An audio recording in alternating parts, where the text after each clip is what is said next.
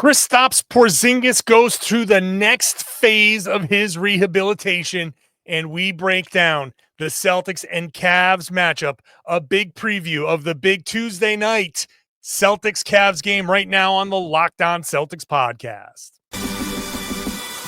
Thanks to Blockbuster Brand, it's holiday season, drop Drew in the mix. And 3 from KP, no we not on the Knicks.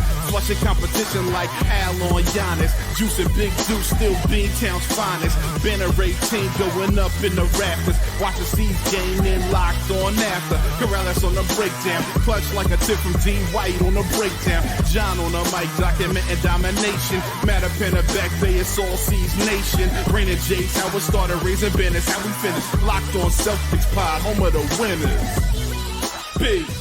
Hey there, welcome back to the Locked On Celtics podcast. It's right here on the Locked On Podcast Network, where it's your team every day. I got you covered every Monday through Friday, plus bonus podcasts on the weekends, assuming I can get my stuff to work. But I promise I'm going to fix it. Bonus podcasts on the weekends when they play. So stick around here. Make sure you get subscribed on the audio feed or on the YouTube feed or both. Get into the comment section. Let me know what you're thinking there. It's a lot of fun in the comment section. I'm John Karalis. I've been covering the Celtics for about 20 years at this point, and I'm doing it now as a beat writer for Boston Sports Journal. I'm also the author of Built Different, one of 2 Celtics books available on johnkaralis.com for $30. $30 signed, personalized, delivered to your door in the continental U.S. So make sure you go ahead to johnkaralis.com. Today's show is brought to you by Prize Picks. Download the Prize Picks app today. Use the code LOCKEDONNBA. You'll get $50 instantly when you play $5. You don't even need to win to receive the $50 bonus. It's guaranteed. Prize Picks, run your game. Later on, we got Danny Cunningham on for the second and third segments. We'll talk about Celtics Cavs, get you all caught up on everything Cavs. But I want to start segment 1. Kristaps Porzingis entering the next phase of his rehabilitation. This is a release from the Celtics earlier on Monday. Porzingis has reached the next phase in his recovery as part of his rehab plan. Porzingis and Xavier Tillman assigned to practice with the Maine Red Claws at the Auerbach Center.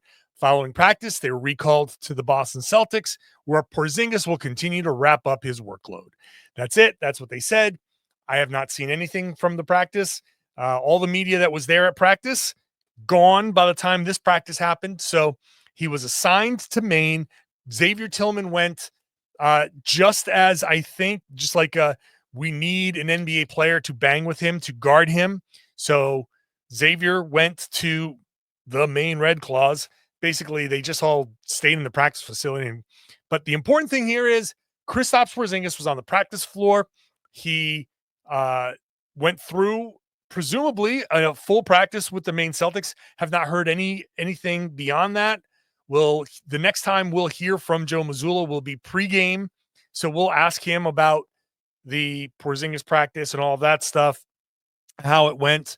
But I'm assuming just a normal practice. This is great news for Porzingis. This is putting him on track to return on the early kind of end within the window. So it's not that he's coming back early. This is an important distinction.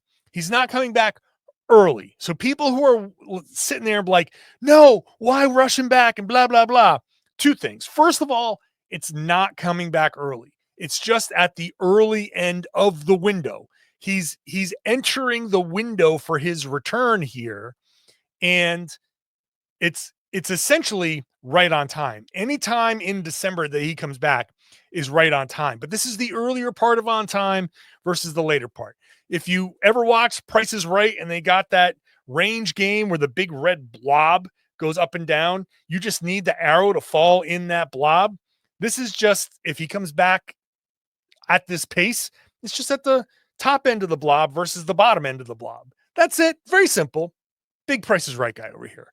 So, but that's number 1. Number 2, the injury that he had, the tear in like a sheath of something down in his foot. I'm not going to go through all the technical stuff, but that's not a muscle tear. That's not, it's like if a bone were to heal, it's healed. If this thing heals, it's healed. I've been comparing it to your phone, when you plug it in, when it hits 100%, it's 100%. And keeping it plugged in for another 5 hours is not going to make it extra charged. It's not going to make sure it lasts any longer when you unplug it and start using it. Right? So once it's fully charged, it's fully charged. Once he's healed, he's healed. And as far as I'm concerned, he is fully healed. Kristaps Porzingis is fully healed.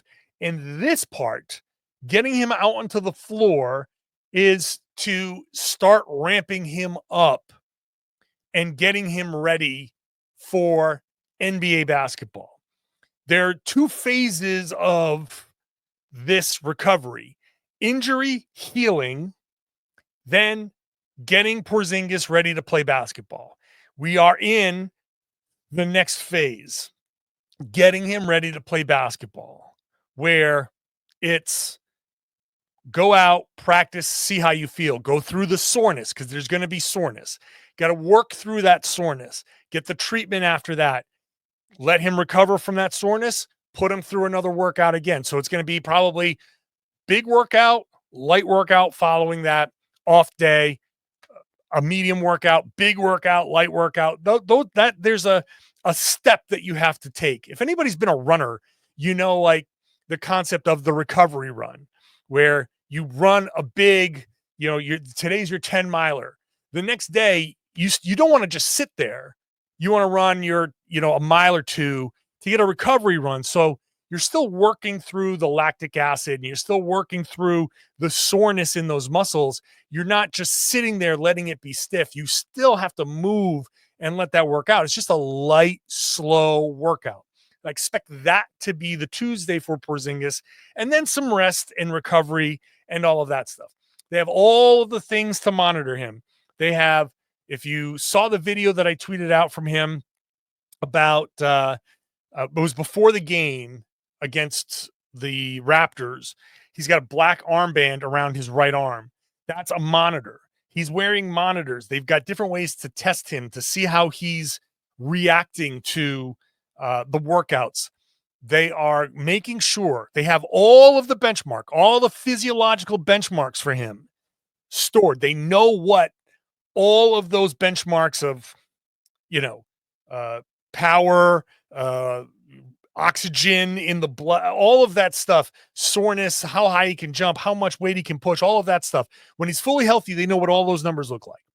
So they're not going to even consider him to be on an NBA court until he reaches all of those numbers and does it without significant soreness the next day. Like, that's going to be the way this goes. So that's this Monday, Maine Celtics practice was basically step one. He's been going through some 5-on-0 stuff with coaches in the Celtics practices. He's been going through pregame workouts, and he's looking good. Now it's a matter of feeling good, feeling ready. I'm recording this on November 18th.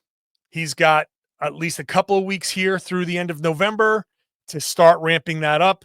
Maybe early December, get through that first week, maybe that second week, somewhere in that range, start getting him ready to come back. And the beauty of him coming back now at the front end of this window, put him through short bursts, let him recover, no rush. Let's see how he recovers. If he needs to take a day off, he can do it. There's less of, I don't want to say pressure, but the more games that he has of a runway, the better it is. And the sooner he can be actually contributing to the Celtics team, because they do have things that they need him to do. Protect the rim is first and foremost. But so far, every step of this particular injury rehab has been encouraging, and hopefully it continues to be encouraging moving forward. So that's the Kristaps Porzingis update. How about Celtics Cavs Tuesday night? Let's do a crossover. Let's get Danny Cunningham from Locked On Cavs. We'll do that when we come back. Today's show is brought to you by Prize Picks. It's daily fantasy, and it's made easy. It's the best place to get real money sports action with over 10 million members and billions, with a B, of dollars in awarded winnings. Prize Picks has made daily fantasy sports accessible to all. It's very simple. You just pick more or less on at least 2 players for a shot to win up to 100 times your cash. Run your game all season long and on Prize Picks. Download the app today. Use the code LOCKEDONNBA. You get $50 instantly after you play your first $5 lineup. So they want to give you money. $50 instantly when you download the app. Use the code LOCKEDONNBA. All you got to do is play your first $5 lineup. You take your pick and more or less. So Jayson Tatum points, whatever they want to set it at. If they say set it at 24, more or less. If you pick more and he scores more than that, boom, you get it. All you need to do is get at least a couple of these correct picks. If you can get 4 correct picks, you have the potential to win up to 100 times your money. So they've got flex play, so you can still cash out even if your lineup isn't perfect. You can double your money even if one of your picks doesn't hit. And there's injury insurance. So if somebody leaves at halftime, doesn't come back, your lineup stays alive. Download the app. Use the code LOCKEDONNBA. $50 instantly after you play your first $5 lineup. Prize Picks. Run your game. Thank you for making Locked On Celtics your first listen every day.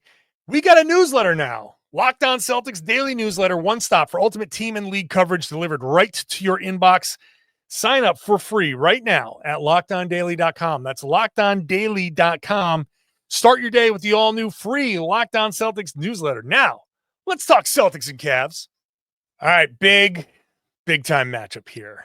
Tuesday night, Celtics, Cavs, NBA belt on the line. We already did a little bit of this for Locked On Cavs, but Danny Cunningham, host of Locked On Cavs, here to spend a few minutes here on the Locked On Celtics podcast. So first of all, thanks for hopping on. Appreciate you, buddy. Absolutely, man. Anything for you. Well, all right. Well, let me start getting a listing here then. That's you be careful when you say anything. I'm coming to Boston. I'm looking for chores. Yeah, man. You got some time. I got some painting that needs to be done. Maybe you can help me with the leaves in the yard. So yeah, awesome. I'm glad you said anything. All right, let's get the Celtics fans caught up here. How the hell are the Cavs 15-0? So the Cavs are 15-0 because they've been the best offensive team in basketball. I think they're shooting a little bit above their head from beyond the 3-point arc. They've been the best team from deep, or top 2 consistently throughout the season so far. But they have shared the basketball. Their offense has gone from something that revolved very significantly around Donovan Mitchell over each of the last 2 seasons to an offense that really shares the wealth. Darius Garland, I think when Celtics fans see Darius Garland on Tuesday night, he's going to look like a much, much different version of the guy they saw in the playoffs and Eastern Conference semifinals. That has been a really big thing too. And Evan Mobley has taken a step forward offensively. He really hasn't upped his 3-point volume the way that I think a lot of people, including myself, thought that he might, but he has turned up the dial on how aggressive he is on the offensive end of the floor. His touches are up. His drives to the basket are through the roof compared to what they were before. And all of those things have made this Cavs offense something that has been, to date, pretty unstoppable. In franchise history, they've never had a season prior to this one where they had scored 130 points in more than 5 games. They scored 130 points in a 6th game on November 16th or November 15th. So the offense is the reason why they've been so good. It's real interesting. I mean, first of all, you've had at least one generational player come through town. So to have this team be better than his team is, at this point, is pretty amazing. That tells you how good the Cavs have been. There was a big piece on ESPN kind of highlighting this and Kenny Atkinson's impact on this team. You don't want to denigrate anybody in the past as far as coaching, because there's only so much you can do with some of the Cavs teams that have been thrown together. But it really seems like Atkinson has been able to get these guys to fully buy in. I've been saying from the beginning here, the Cavs are very much like the Celtics were last year, with all of these different things breaking the way they did. playoff wise, season wise, all of that stuff, losing their coach and all of that.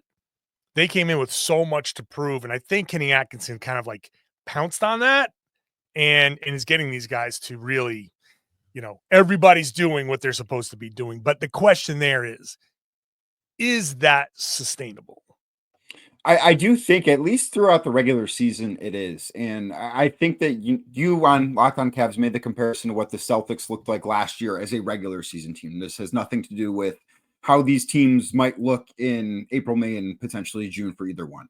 But this is a team that has a lot to prove because they have gotten a little small taste of postseason success, right? With a first round win over the Orlando Magic last year. I thought, considering what their health situation was in the second round where they lost Donovan Mitchell, they didn't have Jarrett Allen at all. Winning a game in that series against the Celtics should be considered at least a minor success. But they came into this season as, I think, a bit of an afterthought by a lot of people in the Eastern Conference because everybody in Boston deserved to be number one. I don't think anyone had an argument there. But I think a lot of people, especially nationally, had the second tier of teams in the Eastern Conference be the Knicks. And, they had a very flashy offseason. The Bucks, because they have Giannis and they have Damian Lillard, and the Philadelphia 76ers. And the Cavs were a team that I think a lot of places had below that group. And I do think that's part of the motivation for this team having something to prove.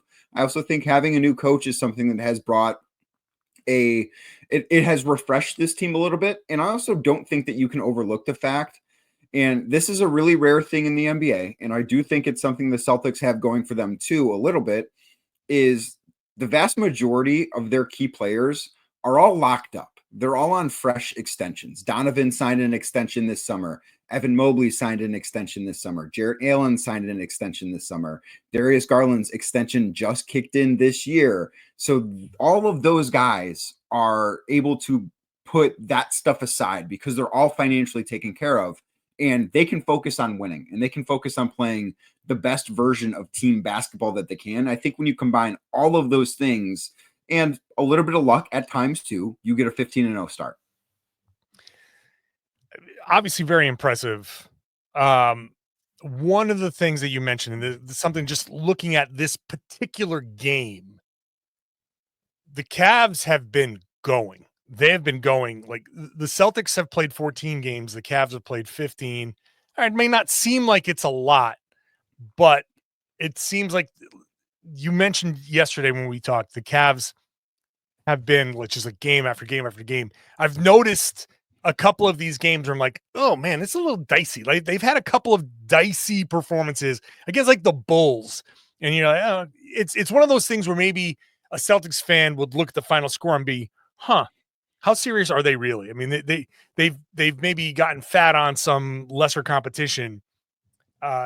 If the Celtics do beat the Cavs, does that say anything about the Cavs, or is this just they're starting to run out of gas type of thing? I think that this is a team, and I think that no matter what happens on Tuesday night, you're going to be able to have your takes. You're going to be able to have your opinions about either team. I do think that the Cavs are very ready to get to Thursday, which will mark the first time all season they have back-to-back days off. Like you mentioned, they've played 15 games. They've had 3 back-to-backs. They've not had back-to-back days off yet. The Celtics have played 14. I know they just had back-to-back days off going into this. They also had the luxury of starting the season a day earlier than the Cavs because they opened up on that Tuesday night. So that is one less day of rest that the Cavs have compared to them because their season has just been a day shorter.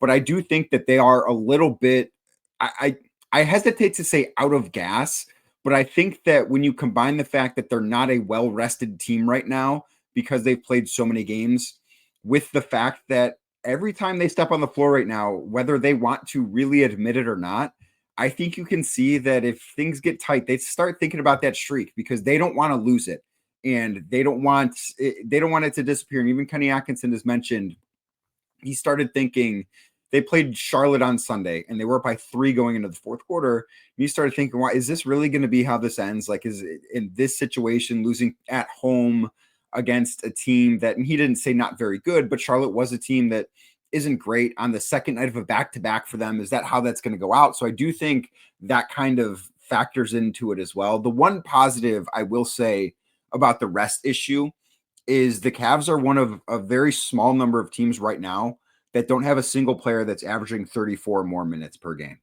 Like last year, one of the big things with Donovan Mitchell has been minutes over the last several years. Last year, he played in 55 games. In 19 of those games, he played less than 35 minutes.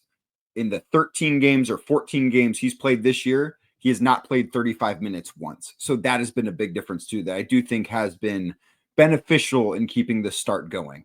We'll come back with Danny to talk about the 3-point disparity. The Celtics take a lot, the Cavs give up a lot, and they don't take as many. The math issue, that is coming up next.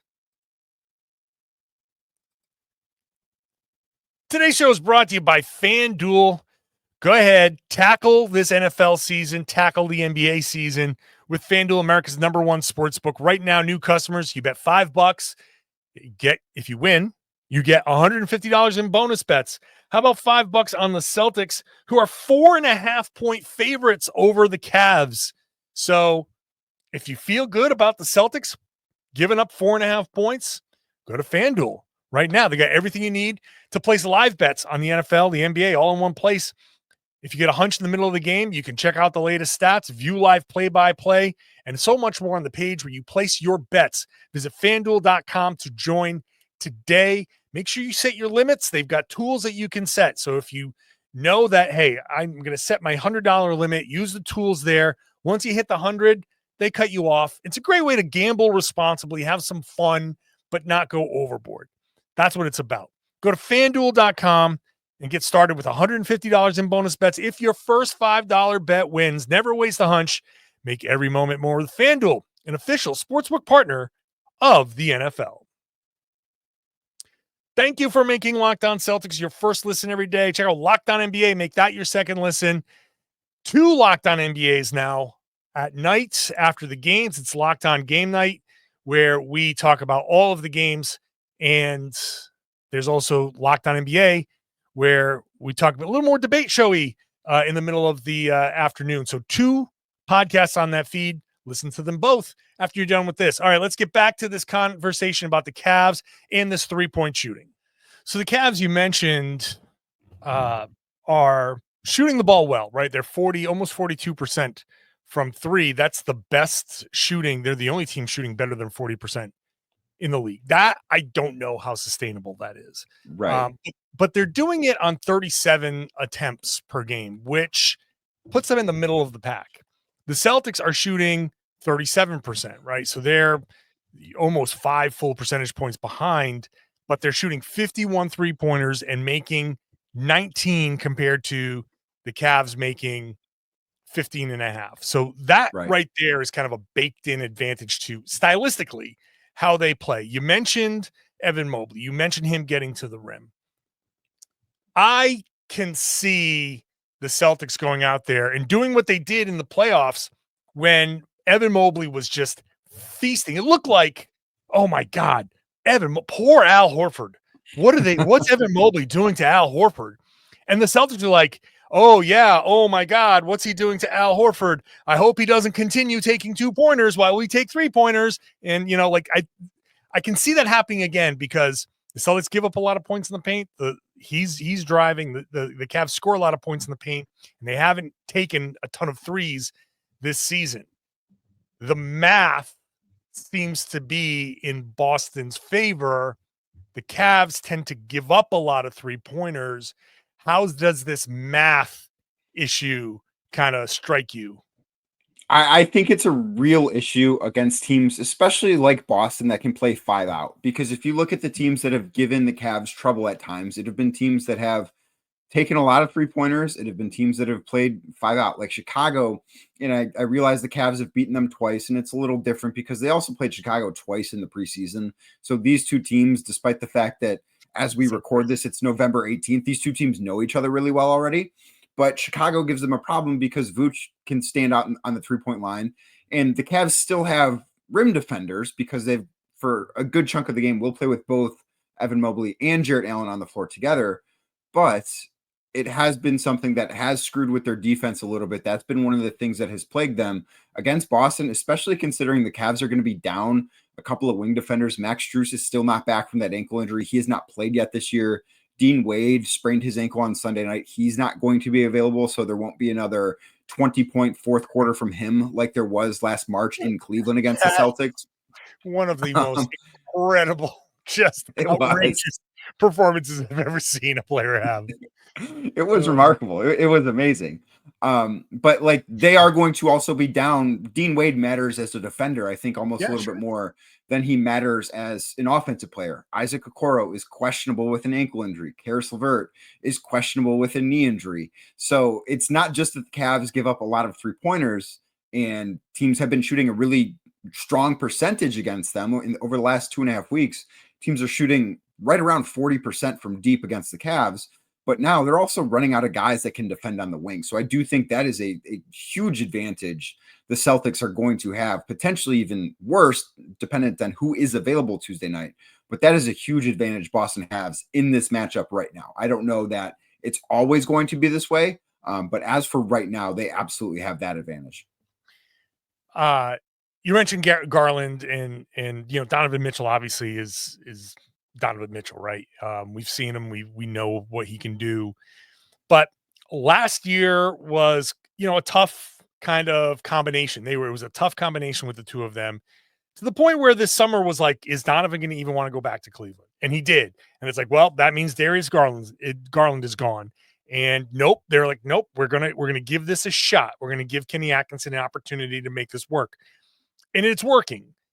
It feels like Donovan is making an effort to make this work. Why is that combination working as well as it is? I think it's working because one, Donovan has been willing to take a step back, and that is a very rare thing for a superstar caliber player to do in today's NBA. And we have seen various games in a couple of big spots this year where Donovan has not been the guy that has closed out other teams. It's been Darius Garland. But I do think Darius Garland deserves a ton of credit. And last year for him was a nightmare of a season. He fractured his jaw in Boston when I believe it was Kristaps Porzingis he ran into. Yeah, he fractured his jaw. He missed 6 weeks. He lost about 15 pounds. His jaw was wired shut for about 4.5 of those weeks. It's really hard to happen during an NBA season if you want to continue to be competitive. He had a few other nagging injuries. There was a death in his family, I think, that really affected him.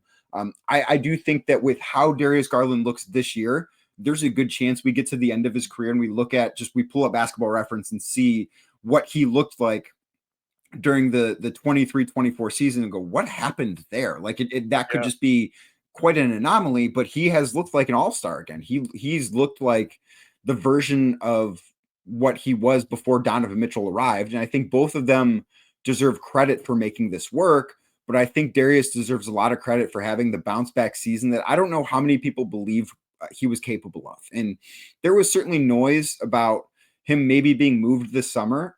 And I don't know how much his camp wanted him to be on the move potentially, or maybe he wanted a fresh start. I don't have those answers.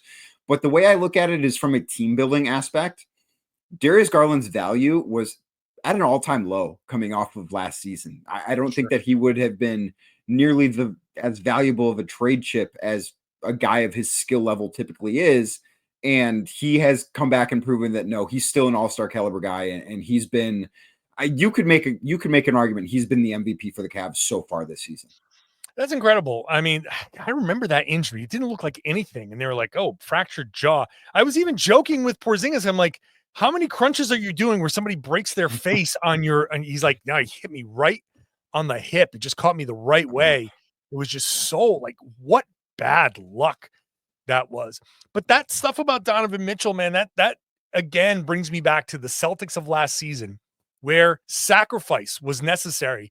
I really wonder how much the Celtics going through what they have in the past and then giving people the blueprint, not just, hey, bunch of 3-pointers works and, this and that. It's when you have these young guys, when you have guys who are capable of doing what Tatum is capable of, Jaylen Brown is capable of, Donovan Mitchell is capable of, you want to do things your way. how much are you willing to sacrifice? I do wonder if the Celtics kind of served as a little bit of a message for Atkinson to throw at Donovan Mitchell, for Mitchell to talk to his buddy Jaylen Brown and be like, what worked for you? And be like, hey man, we all just took a little bit of a step, but just that tiny bit of a step back, and it made the entire group better. I'm seeing that so far with the Cavs, that like you just said, with him and Darius Garland and everybody just kind of coming together, and everybody getting an opportunity to play, but no one really dominating the ball. You know what I mean? So it's impressive. The Cavs have been super impressive. And if they can carry this mentality throughout the season, that's going to make them super dangerous. We talked about this on Locked On Cavs, but I still think playoff time, and there's a lot of time between now and then. Right now, I still think the matchups favor Boston, and I think Celtics Cavs would go to the Celtics. But you never know first of all, with Donovan Mitchell, because he's just capable of anything in fourth quarters, and if Darius Garland gets that confidence, you never know how things can shake out. So I'm assuming that Cleveland is starting to kind of like, folks there kind of like licking their chops. I don't know if you want to go full "we want Boston" chance, because we heard that a bunch last year and that didn't go well. But I feel like the Cavs might not be averse to a little bit of a "we want Boston" kind of feeling. I think that the way that series ended might be a little motivating for them. Right. And I do think that this organization believes that to get to where they want to go to, they're going to have to go through Boston. And the Celtics have earned that. The East runs through Boston, and that team, that franchise has earned that. And I think the one thing too that the Cavs have probably taken from Boston is patience as well. If you look at how many times did the core of Brown and Tatum, and I realize that there have been changes made around them, and the Cavs made next to no changes to the roster this offseason, but how many times did they have to get close and fail before they finally got over that mountain? Yeah. And I think that is one of the things too that you can talk about this Cleveland team being confident enough to run it back, because they've seen a team be successful there. And again, that team in Boston made plenty of changes on the margins that were significant and very, very successful. But I think it gave a team like the Cavs confidence, and organizationally the confidence to say, no, this can work. Continuity is rare in the NBA, and having it on your side can be a really, really good thing. And the Cavs do have that. And for them to get to where they want to go, I believe they realize they're going to have to go through Boston at some point, unless something drastic happens as far as injuries go. It's very, very difficult for me to see an Eastern Conference Finals without the Boston Celtics in it this year. And if the Cavs are a team and they've uttered the word championship as the goal, Darius Garland has said it. It's not about just winning a playoff series or two anymore here. If they want to get there, I think they know they have to get through Boston. And I think they do look at Tuesday night as a bit of a measuring stick, even if they're not a fully healthy team and Boston's not a fully healthy team either. I think that this is a good early season test for them. They're excited to take on. I'm excited to see it. I mean, NBA Cup, but more importantly, NBA belt. That's the big thing for me. It is one of the ultimate regular season games. The NBA Cup and the belt at the same time makes it a regular season game beyond all others. Danny Cunningham from Locked On Cavs. I really appreciate you coming on, man. You got it, man. Anytime. Great to have Danny on the show. I was on Locked On Cavs. If you want to go hear my segment on Locked On Cavs, I was one of 3 different segments that he had there with opposing Locked On hosts. So go check that out. Always recommend going to check out the other teams' podcast after a game, because I give you one perspective. I'm watching from a very Celtics perspective. Dan's going to be watching from a Cavs perspective. These other guys on their podcast, and women on their podcasts, do a good job of obviously giving that full perspective. So go check out these other teams. There's a lockdown for everybody. I would love it if you subscribe to this one. If you're a Cavs fan and you're still here, hello, good luck. Very impressed with your team this season. Make sure you're subscribed wherever you get your podcast. On the audio side, get onto the Locked On Celtics YouTube page and hop in the comment section. Let me know what you're thinking about the team, what we've said, how you think this Cavs game is going to go, and then share the podcast. Tell everybody they should be listening to and watching the Locked On Celtics podcast here on the Locked On Podcast Network. It's your team every day.